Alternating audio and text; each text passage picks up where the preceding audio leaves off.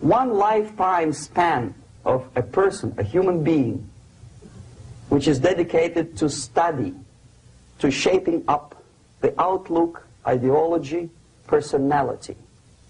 No more, no less. Usually it takes from 15 to 20 years. What it includes? It includes influencing, or by various methods, infiltration, propaganda methods, direct contacts, doesn't really matter. I will describe them later. Of various areas where public opinion is formulated or shaped. Religion, educational system, social life, administration, law enforcement system, military, of course, and labor and employer relations, economy. Okay? 5 areas. I will not write them down because we will not have enough space. Sometimes when I describe all the methods, students ask me the question, are you sure this is the result of the Soviet influence? Not necessarily. You see, the tactic of subversion, about which I'm talking, is similar to the martial art, the Japanese martial art.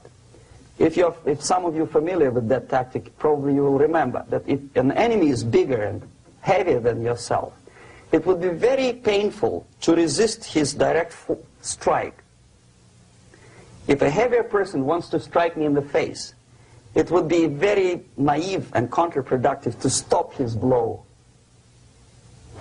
The Chinese and Japanese judo art tells us what to do. First to avoid the strike, then to grab the fist and continue his movement in the direction where it was before, right? Until the enemy crashes in the wall. You see? So, what happens here? The target country obviously does something wrong. If it's a free democratic society, there are many different movements within the society. There obviously, in every society, there are people who are against this society. They may be simple criminals, ideologically in disagreement with the state policy, conscientious enemies, simply psychotic personalities who are against anything, right? And finally, there are a small group of agents of a foreign nation, bought, subverted, recruited, right? The moment all these movements will be directed in one direction, right? This is the time to catch that movement and to continue it until the movement forces the whole society into collapse, into crisis, right? So that's exactly the martial art tactic. We don't stop an enemy. We let him go. We help him to go in the direction we want them to go. Okay? So, on the stage of demoralization, obviously there are tendencies in each society, in each country, which are going to opposite direction from the basic moral values and principles. To take advantage of these movements, to capitalize on them, is the main purpose of the originator of subversion. So we have religion, we have education, we have social life, we have power structure, we have labor relations, unions, and finally we have law and order. 1, 2, 3, 4, 5, 6. Okay? These are the areas of application of subversion. What it means exactly? In case of religion, destroy it, ridicule it, replace it with various sects, cults, which bring people's attention, faith, whether it is naive, primitive, doesn't really matter. As long as the basically accepted religious dogma is being slowly eroded and taken away from the supreme purpose of religion, to keep people in touch with the supreme being, that serves the purpose. Therefore, replace it, accepted, respected religious organizations with fake organizations. Distract people's attention from the real faith and attract them to various different faiths. Education. distract them from learning something which is constructive, pragmatic, efficient. Instead of mathematics, physics, foreign languages, chemistry, teach them history of urban warfare, natural food, home economy, your sexuality, anything, as long as it takes you away, okay? Social life.